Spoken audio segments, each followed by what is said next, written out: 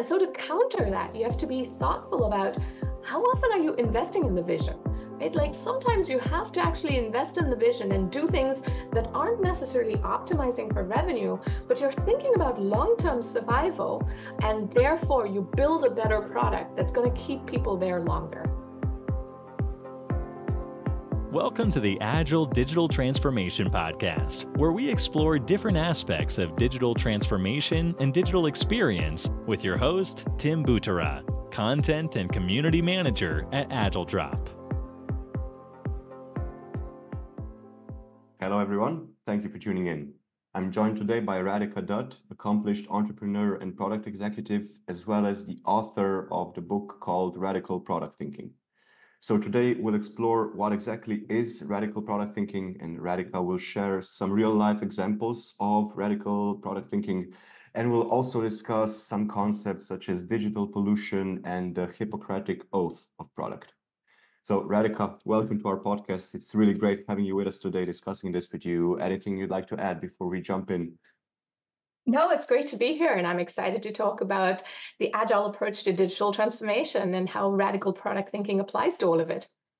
Awesome. I'm really excited. I think it's a great topic. As I was just saying, I really love how your name actually coincides with the name of your book. I'm not sure if this was intentional or if it just happened spontaneously. I'm sure there's a good story behind it, but let's start with you telling us a little bit more about what actually is radical product thinking and what are the core elements of radical product thinking. Yeah, I'll start with what radical product thinking is, and I'll tell you the backstory, because of course there always is a story of how the name came about. So the way radical product thinking came about was really based on a very long career and a set of experiences and hard lessons in terms of how do you build successful products. So by way of background, I'm an engineer by training. I started my first startup when we were still in the dorm rooms at MIT. And this was back in 2000. And our first startup was called Lobby 7. And we were setting out to revolutionize wireless. That was our vision, to revolutionize wireless. And little did I know, but we'd caught our first product disease, what I now call product disease, which I would call hero syndrome, where, we were all about going big and scaling, and this whole thing of revolutionizing wireless in 2000, this was supposed to be the age of 3G. And nothing happened, right? The whole thing is that when you catch hero syndrome, you focus on going big, on scale, without really focusing on what's the problem you're trying to solve. That was the first product disease I ran into in my entrepreneurial journey. But after that, I worked in various other companies. Some were startups, some were larger companies, some were multinationals. And, regardless of what industry I was working in, at every single company, I found that we ended up running into different product diseases, which I talk about in the book. And I'll give you a few examples. One is pivotitis. Another is obsessive sales disorder. And one more example is, strategic swelling. And these are all diseases that often kill innovation, and they make good products go bad.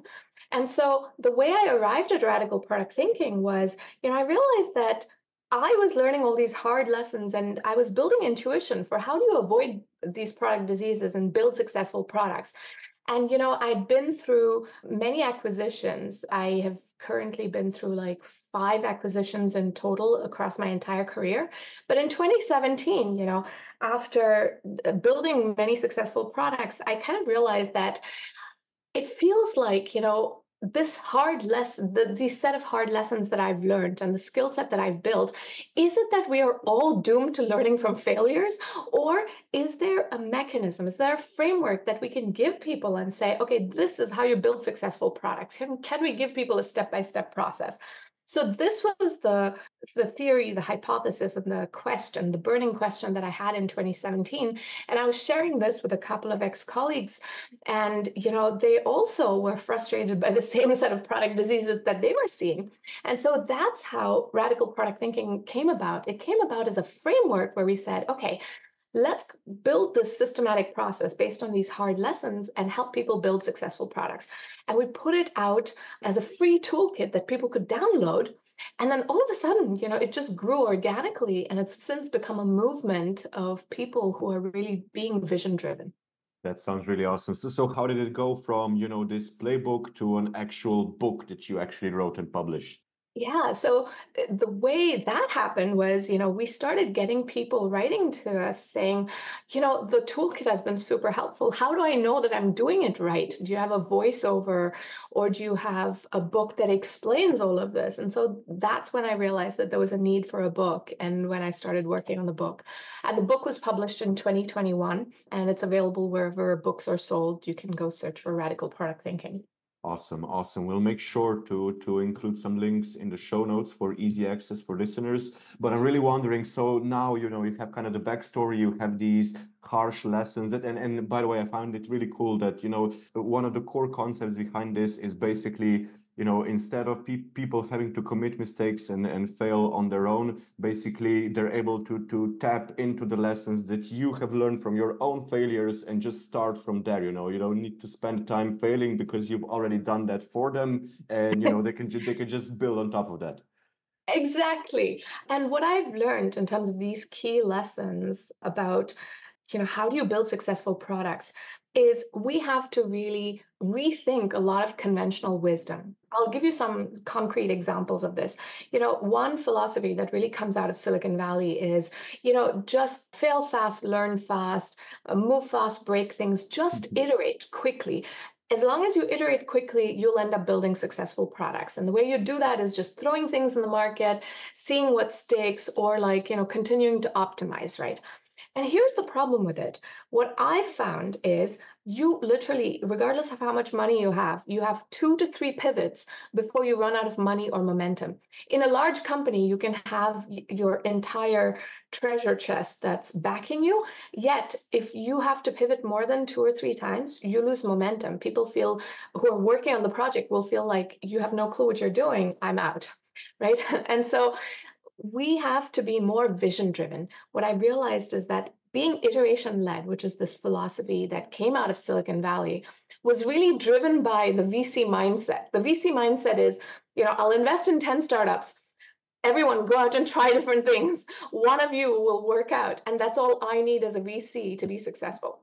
But if you think about this from an entrepreneur's perspective, that doesn't work out for you in terms of good statistics, right? Like what you really want is a vision driven approach. And what I mean by a vision driven approach, and this is what radical product thinking is about and gives you the step by step approach, is you start with the clarity of vision, meaning what's the change you want to bring about? And that sounds obvious, but I'll talk about that in a moment, because what I mean by a vision isn't the conventional wisdom of, to be the leader in data storage, or, to be $1 billion business and add shareholder value by doing XYZ. That's not a good vision. And we'll talk about what a good vision is in just a moment. But you have a detailed vision that outlines exactly what problem you're going to solve, who has this problem, why does it need to be solved? Because maybe it doesn't. Maybe the world is just fine the way it is. And then you can answer, what's the world you envision when this problem is solved? Meaning, when can you say mission accomplished? And then finally, this is finally where you talk about your product, where you say, how is your product going to bring this about? So that is what I mean by a good vision, right? And that's what is radical about it, because unlike conventional wisdom, where you have one broad and aspirational vision, you have a very detailed vision that sounds more like an essay, not like a slogan. So a vision is just a starting point. In the radical product thinking way, there are 5 elements. So vision is one. The next thing is strategy, which means translating your vision into a set of actionable steps. And we'll talk more about that in just a little bit. But then you translate vision and strategy into your everyday priorities. This is where you balance, how do you meet your long-term vision while also balancing your short-term survival? Because you can't reach your vision if you don't survive in the short term and survive your business needs, right? And then you translate your vision, strategy, and priorities into execution and measurement. And this is where you take hypothesis-driven approach. This is where you use agile, and this is where agile fits into the whole radical product thinking approach. And then finally, you can use all of these elements to also engineer your culture. And by the way, all of digital transformation relates to these five elements. So we can talk about that next if you like. Yeah, actually, maybe first, can you give us, you've just shared the practical steps and the kind of the core elements of doing radical product thinking, right? But what are some things to be mindful of, when companies, businesses are implementing this? What are some tips that they might find useful and help in their implementation? Yeah. So let's first of all talk about an example of what does implementation look like, Mm, right? So let me give you this example of a startup that once came to me. The founder of the startup was Paul. So he came to me saying, he's working on this startup where they were trying to build an app that spreads kindness by getting you to buy someone a coffee. So, if you've heard of the suspended coffee movement that started in Naples in Italy about 100 years ago, the idea is that you pay for two coffees, one that you consume and other that you're paying it mm, forward for someone else who could use a random act of kindness. So Paul was inspired by this and he wanted to create an app which would allow you to spread these random acts of coffee, as he called it. And so when Paul came to me, he was sharing his stats, and his numbers looked fantastic on paper, right? He had organic growth, a high daily number of average daily number of users, right? And he had lots of people spending lots of time on his app. I mean, the numbers look great. Like when you have organic growth, it's like you've reached nirvana, right? As a product person. But here's the one problem. It turned out that everyone was on the app looking for free coffees. No one was actually mm, using the app to buy anyone a coffee or spread kindness, right? So when Paul came to me, I said, okay, let's think about writing out this vision in this radical product thinking way, and then we're going to translate this into strategies, right? So we said, okay, in terms of the vision, we're going to look at the change that he wants to create, which is spreading kindness through coffee. And we're going to write in the radical product thinking format. So the way we use the radical vision statement, which is a fill in the blanks format, so that, all of what I said about a vision and writing a detailed vision, it gives you the ability to focus not on the words, but on the content. So here's the radical vision statement that we wrote for this startup. Today, when people who often go to coffee shops, when they want to spread kindness around them or say thank you to someone, they have to remember to pay it forward and overcome awkwardness if they're paying for a stranger. This is unacceptable because it results in these habits being rare and not a habit. We envision a world where spreading kindness is easy and becomes a habit for people. We're bringing this about through an app that makes it easy to create random acts of kindness by buying someone a coffee to brighten their day. And so that was the detailed vision statement, right? So next comes a detailed strategy. And in the radical product thinking way, you write a radical strategy where the mnemonic is RDCL. R stands for real pain points. So you have to ask the question, what's the pain that makes someone come to your product? And in this case, the pain was that, I am very happy to come in and claim a free coffee, but I just have never bought someone a coffee like this before. I wonder if it'll be awkward, so I hesitate to do that. So the D is design. And that's where you ask, what does the solution look like to be able to solve this pain? And so in this case, our solution that we came up with is you have to get users to experience the joy of giving someone a coffee without having to pay for it. And then once they've experienced it, then you get them to pay for it. mhm, So how do you do that? So that's the C for capabilities. So that's the C for capabilities asks, how do you enable this? What's the engine underneath that enables your solution? So that's where what Paul did, he went and established partnerships with brands who wanted to sponsor these random acts of coffee. And so the feature that it allowed us to build is that each person, so for example, you would get two coffees, one that you can consume and one free coffee that you must give to someone. And so now all of a sudden, people started gifting coffees without having to pay for it. And they were experiencing this joy of giving, and it didn't feel awkward. And then in terms of L for logistics is the question like, how do we deliver this solution to customers? This is where you think about your pricing model, your sales and support model, how you teach customers, etc. And in this case, our pricing model that we developed was that we get a percentage of the brand sponsorship fee. So you see that we changed our entire approach, right? From in terms of strategy based on what's the change we're trying to create. Like our vision drove a strategy. And so next, we thought about, okay, how do we translate this into a set of priorities? And this is where, in terms of prioritization, in the radical product thinking way, you think about it as a yin and yang, the yin and yang of long term versus short term, right? And so if I translate what that intuition of long term decision making versus short term, how that translates for my team, I have to make it explicit on an X and Y axis so I can make it very visual and people instantly understand it. So think about your Y axis as vision fit. Is this good for your vision or not? And your X axis is this good for survival or not? And so in this case for Paul, for his startup, survival was about financial survival, like, will I live another day? And so things that are good for both vision as well as survival, well, those are the easy decisions, right? That's ideal. Then, if you're doing things that are good for the vision, but not good in the short term for survival because it doesn't bring in revenues, that's investing in the vision. Like, for example, in the realm of digital transformation, right? If you have to have meetings to get people to buy into digital transformation, if you have to, for example, work on some technical debt and work on all this refactoring, that might be investing in the vision.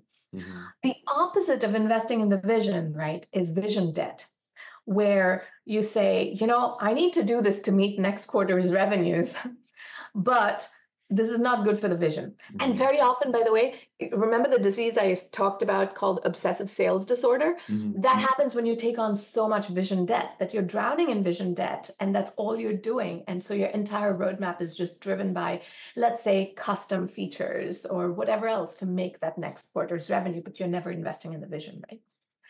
And so, in terms of how we thought about this prioritization for the startup, we were balancing all this functionality on this prioritization. So, I'll give you one example. Getting brands to sponsor free coffee required us to build features for the brand so that they could, create marketing campaigns, right? That's good for revenues, but it's not the long-term vision of spreading kindness. So we took on a little Mhm. bit of vision debt. So it's not like you can always avoid it altogether. But it was very mindful. We had to survive, so we had to take that on, right? But then we did some things in the ideal quadrant, like the ability to build this feature of, giving people two coffees each, one for you to consume and the other to gift to someone. And now I'll talk about the last step, which is execution and measurement. And this is where you can use Agile and you take this feedback driven approach where you think about your hypotheses and how do you translate functionality into, what do you test and measure whether it's working? So in this case, right, the way Paul used to measure success was, how many people are getting on his app and how much organic growth is he getting? And yes, those measures are important. But one of the main metrics we then started looking at after all these changes is what is the percentage of users who are using their own money to buy someone else a coffee?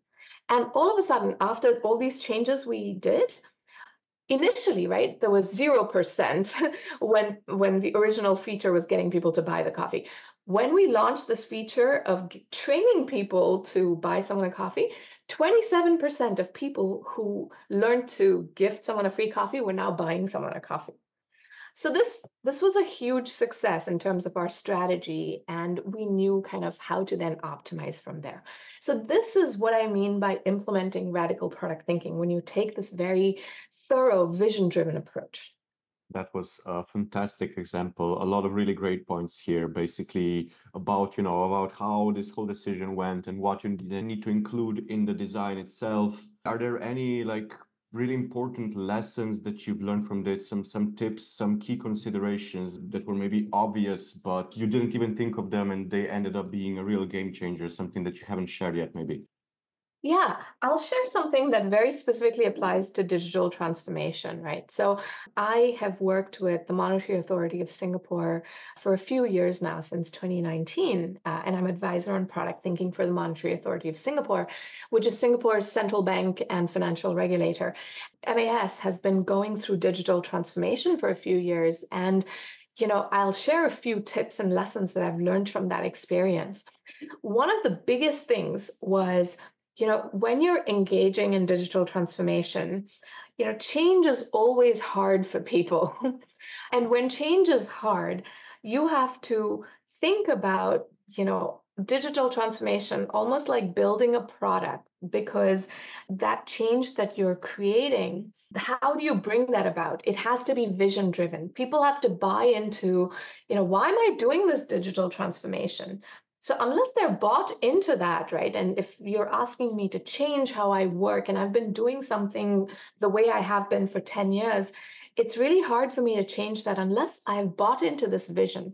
And so this clarity of thinking in terms of whose problem are we solving? What exactly is the problem? Why does it need to be solved? Because maybe it doesn't. So everything that I said about the vision and how we wrote a vision for NAC, it applies to digital transformation. So if you're a leader in digital transformation, you have to start with your vision that's really centered on what's the problem that digital transformation is solving for you. And so what if we don't solve it? Like if you cannot answer that in a level of detail that will really resonate with people, it's hard to get buy-in. So that's the first thing. The second thing, right, is when you think about the RDCL strategy for digital transformation, you think about the different personas in terms of who has those real pain points. At MAS, for example, we thought about both the external users, who would be, for example, the financial institutions that interact with MAS, but also the internal people, right? People who work on all this regulatory stuff. How do you make their life easier? Because if you're only focusing on customer service and satisfaction, the internal people might still feel like that just makes my job so much harder. Mhm. I'm sorry, but I'm not buying into this digital transformation. So when you think about your strategy, think about all the personas who are involved and how are you going to address those pains? What's your D for design, capabilities, logistics, etc., that you need to think about. Then you think about prioritization, like how do you balance the long term and short term? And, in terms of execution and measurement, very often, like as part of digital transformation, I've noticed that people tend to jump into let's set OKRs for everyone. That's how we drive progress. And then we'll measure everyone by these OKRs. But the reality is, right, especially in larger organizations, OKRs alone don't cut it. Why? Because OKRs set metrics, but they don't necessarily help people course correct at a very granular way. So if you think about how we created metrics for NAC, the startup that I just talked about, this coffee, random acts of coffee startup, you know, we derived those hypotheses and metrics from the strategy. So if you remember, our strategy was centered on how do I make it easier for you to learn to gift a coffee? And then we were measuring, okay, is our strategy working, right? And so your execution and measurement has to be hypothesis driven as opposed to just OKRs that are top down.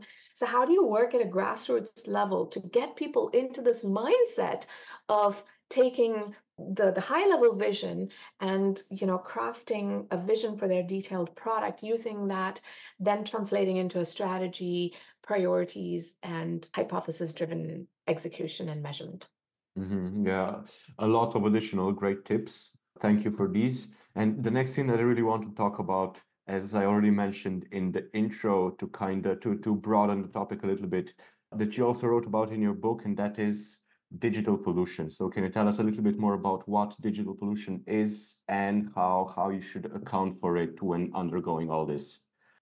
Yeah, great question. So digital pollution is the equivalent of environmental pollution. So if we think about the industrial boom, that has happened in the last, let's say, 5 decades, and how much just growth in industry and us being reckless about it has led to pollution, right? If we take that parallel and look at digital growth, the equivalent of that has been digital pollution.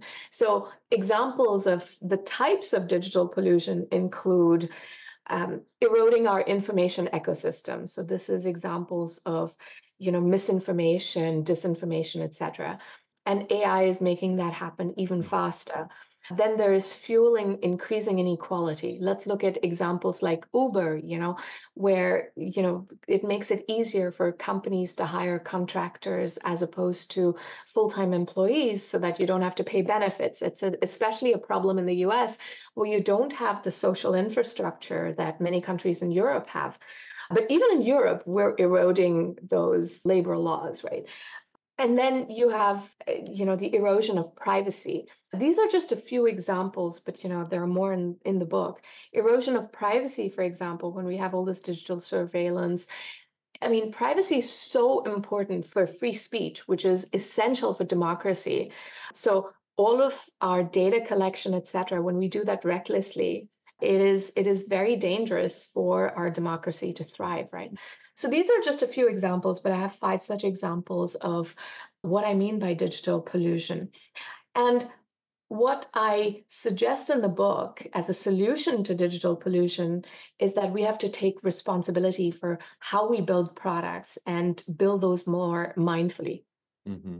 Yeah, I mean that's definitely one of the key things, right? I mean, with great power comes great responsibility. Technology gives us a lot of power, especially with AI, right? One of the most important things during, at least it should be one of the most important things during most AI-related conversations is responsible and ethical use of AI. But I think, like, just for me personally, even before all of this, like I've noticed in the past year or so that the more amazing tools there are, the more possibilities there are to do stuff digitally, the worse everything seems to work somehow. Just a seemingly kinda innocent aspect of digital pollution, but to me, this is like the first thing that I'll think about. It's just so much of everything that, like, a specific example, you have this tool that you're using for X, and now suddenly the X feature isn't working properly, but the tool is like, hey, you should try our AI integration. I'm like, no, just let me do X the way that I've done it for the past N years. I love what you've said. And in fact, there's a term coined by Cory Doctorow, who wrote an article on this. He calls it enshittification. Oh, yeah, yeah, yeah. Enshittification is actually a true phenomenon. And I keep observing this, right? The way he described enshittification is basically, when we keep optimizing for revenues, and he gives the example of social media, here's what happens. You keep making the product worse and worse for users to the point where it's affecting people's mental health, etc. But people are still, staying on it because the cost of moving social media or removing it altogether is pretty high because all your friends are on it. Mhm. But there comes a point where eventually it is so shitty of a product and it's causing so much pain to you that you finally say, okay, I'm done, right? And then just like there's a network effect where things sort of build up and there are more, and once all your friends are on it, it's hard for you not to be on it. There is similarly a network effect on the decline, which means that, as some of your friends leave, it becomes easier and easier for you to leave. And so what happens is, in terms of enshittification, this is an example of what Meta has done. They've made the product shittier and shittier for users, but then they've also done the same for advertisers, right? Like there comes a point where even advertisers go like, okay, I don't want to deal with this anymore. And Twitter, for example, is a prime example of this, right? Where advertisers go like, okay, I'm done. And users started to flee. But I think Twitter is an even better example than Meta, but Meta is doing this too. And so this is what enshittification results in. So where does it all come about? It's that hyper focus on metrics, on thinking about only popular metrics in terms of how you measure success. When all the measurement of success is based on, numbers like time spent on site, daily users, NPS scores, or on revenues, right? That is enshittification because even NPS scores, you can game them to make them look good. Mhm. You give people some features that'll still make them feel like, yes, I will use this, but you're still optimizing for revenues, right? So my point is, like, at some point we really need to think about the product more holistically and more long term. Remember when I was talking about vision versus survival in terms of Mhm. prioritization? Enshittification results from taking on so much vision debt that's completely focused on short term. It's taking obsessive sales disorder of doing a lot of vision debt and drowning in obsessive sales disorder to the next level where your product gets so shitty because you've taken on so much vision debt. And so to counter that, you have to be thoughtful about how often are you investing in the vision? Right? Like sometimes you have to actually invest in the vision and do things that aren't necessarily optimizing for revenue, but you're thinking about long-term survival, and therefore you build a better product that's going to keep people there longer. Yeah, I think that what you just highlighted is actually a problem with a lot of businesses lately, and a lot of businesses or industries altogether are now seeing the negative impacts of it. Basically, being so focused on annual growth, to not even think about, how your user base, how your customer base will be impacted by this in a few years' time. And maybe it's also, maybe it's also a little bit of a people issue. I think that I've talked about this with some people on the podcast, that a lot of people view business development, I mean their own professional development, as a kind of getting all these credentials. You're not trying to do well at a company because you want the company or the product to do well, but you want yourself to do well. You want yourself to have a higher pay, better promotions. And so this is why you only focus on the current revenue and kind of foregoing the vision, because you probably won't be at the same company in a few years' time when the fruits of all this will have mattered. And so you don't need to think about it. You just need to think the immediate short-term benefit, which is usually, and that usually sometimes coincides with benefit for you and benefit for the business, but without thinking long-term, as you said. Oh, I love that point. I think it's so, so true. I think one of the key realizations, and this is what I meant by us building products more mindfully, we have to realize that we vote with our labor for the world that we want to create. And we have to be really mindful, like, how are you casting that vote? Right. And so this is why I talk about the Hippocratic Oath of Product, where we really have to realize that our role in building products, it's kind of like that of a doctor, where, a doctor looks at the problem a patient has and they say, okay, I see you have this problem. Here's what I'm going to prescribe for you. And, they don't then say, oh, what happens to you after you use my product? Well, good luck and God bless. It's not my responsibility. Whereas in products, right, we say, well, I see you have a problem. I'm recommending my product for you, but how you use my product, that's up to you. I'm just a platform. You good luck and God bless, like how you use it, right? This is what all these platforms say, but you can't do that. We have to take responsibility for what we build, not just, we can't just blame it on users in terms of how they're using it. In the US, for example, the whole prescription of oxycodone and the addiction to opioids, right? It was very often blamed on the users. People were told, oh, if you're the kind of person who gets addicted, then it's a problem. Otherwise, you'll be fine, right? Like they were blaming it on users, which is not the case. They are addictive drugs. It was the lack of taking that Hippocratic oath. And so this is something we need to think about as product people and as leaders in business. We have to think about, how are we taking that responsibility in terms of how we build products? And, this doesn't mean that we have to be altruistic. In so many examples that I was giving, like even this example of this app that's trying to spread kindness, we figured out how to make it profitable, right? And so you can balance figuring out how to make things profitable, but without going to the enshittification route. Wow. Okay. I loved the super smooth transition to the Hippocratic Oath of product. And I mean, we could open up a whole new conversation right now about the opioid epidemic and how, in the context of the digital world, how that could coincide with something like the rot that social media is causing. Because as you said, right, I mean, you can't blame the user for using X in a fashion Y if you've yourself designed it to be used in the fashion Y. I mean, that's just absurd to me. But Radhika, I would love to talk more, but unfortunately, we need to start winding the conversation down. But I'm sure that our listeners would love to learn more about you, learn more from you, probably also read the book, check out more examples, more insights from you. Where can they do all that?